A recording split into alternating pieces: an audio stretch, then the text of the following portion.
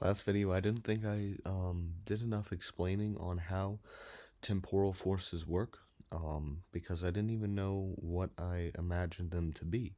So now I'm going to imagine temporal forces as something proposed to be plausible, possibly real, and if they are real, then well, time travel, yeah, amazing stuff, great stuff.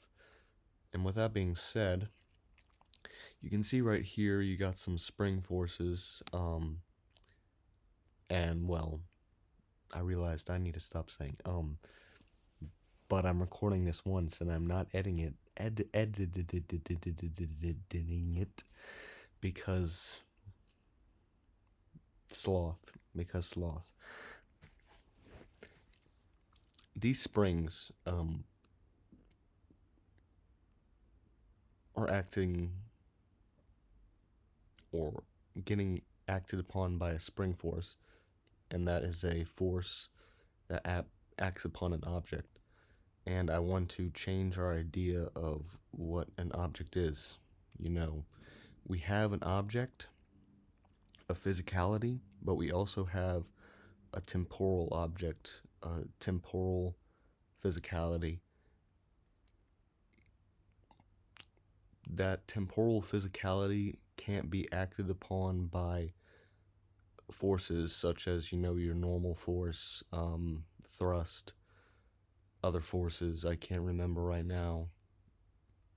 Those forces just don't work. But if you have something to push it in the temporal dimension, then you could push something through time, and you could push backwards through time, and you could push forwards through time. And I don't see how light speed has to do anything with that. You can always go faster with light speed, and that slows your perception, or makes your perception really fast actually, which slows the world around you. You can do so many things at once and experience so much time at once that everything seems so slow around you. And so we need to get into the temporal forces and what they possibly could be. Now, the way I described this in my mind when I first thought of it is what Google brought me to, because Google is great. Stuff I can't say and I won't say, so I won't get copyrighted off the face of this earth, or censored. So his name was Miguel. I believe it was Miguel. I don't know how to read nor write. I'm illiterate, but that's not stopping me from spouting random stuff on the internet that's not true, because, well, I have not tested it. It could be true, but most probably it's not true. If somebody wants to help me test it, then do some science, and I'll do some science, and it'll be great.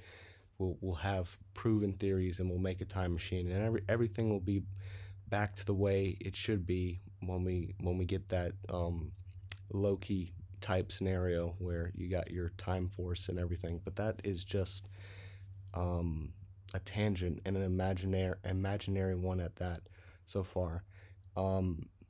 Albuquerque warp drive. Now, the thing is that I imagine space to bend.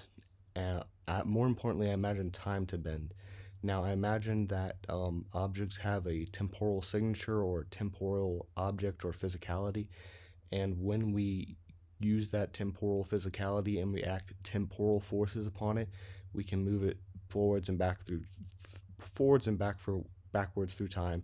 So the way this rocket ship is, or this way the temporal signature of this rocket ship is moving, is it's getting pushed forward through time. But rather, if at the dark piece, the little blue dark piece you can see right there, instead of that being a little hollow concave thing, imagine that was the opposite side and it was raised up.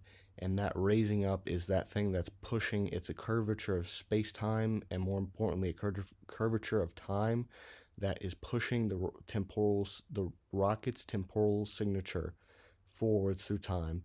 And that little divot is also it's falling forwards through time. But if we were to switch that, we could go backwards through time, and that would be a theoretical time travel. Again, this is just an idea I'm throwing out there, and also it seems that Miguel, much smarter than I, with an actual college degree, knows what he went more into subject in this. I'm just an amateur. This guy's this guy looked like he knew what he was talking about. But the thing is that I really want to highlight the fact that a temporal signature is what we're trying to move. And, since space time was considered the same thing, we could act and use time as itself and this temporal signature and use forces on it to move it through the dimension of time. And the way this would look is we would try to. I think the world is made out of space and these elementary particles. These elementary particles are responsible for giving properties to our existence. Everything emerges from them, atoms and beings and all of that stuff.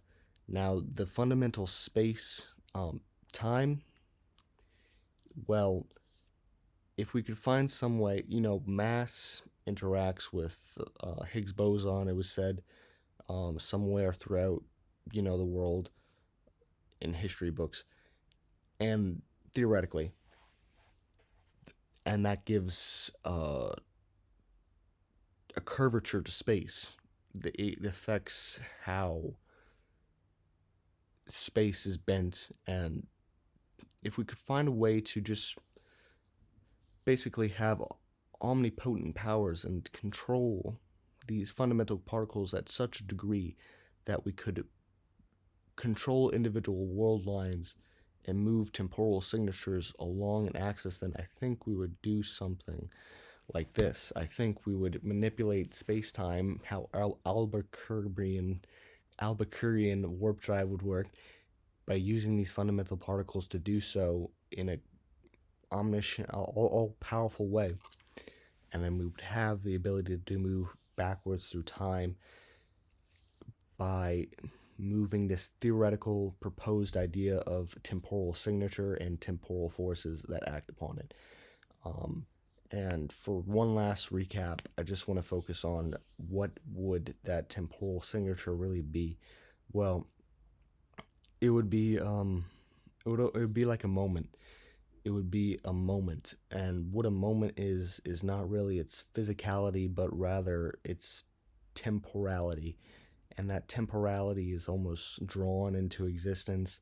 The structure of the physical object is almost like a shadow on the temporal object. That temporal object is like a frame, and that shadow shines on that frame, or is shadowing on that frame.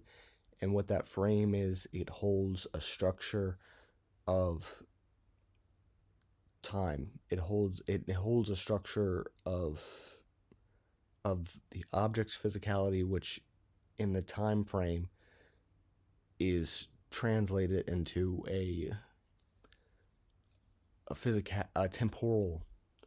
temporal signature. And if we were able to have temporal forces, possibly the bending of time, and then we could have time travel. And the way we would do that is through an elementary particle that could bend time,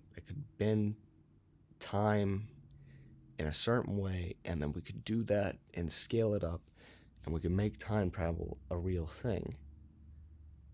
But that's if this theory, no, not a theory is well tested. If this hypothesis, this idea, has any merit to it, which it probably doesn't, but why not try to make things cooler? Why not try to make time travel There's a lot of reasons, but why not try? I will. So maybe I'll make a part two on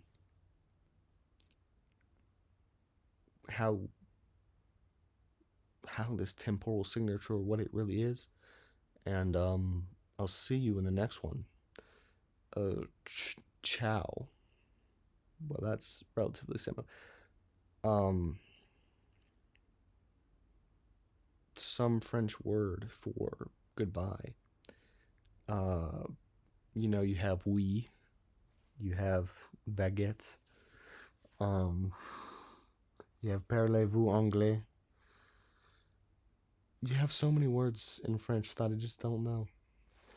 And I can't seem to find the word I'm trying to say.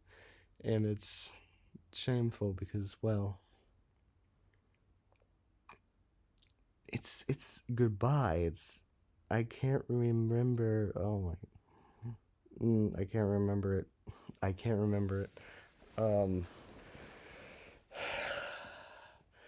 I'm trying to say, well, aloha. Aloha is a different language. I'll say aloha. That's goodbye.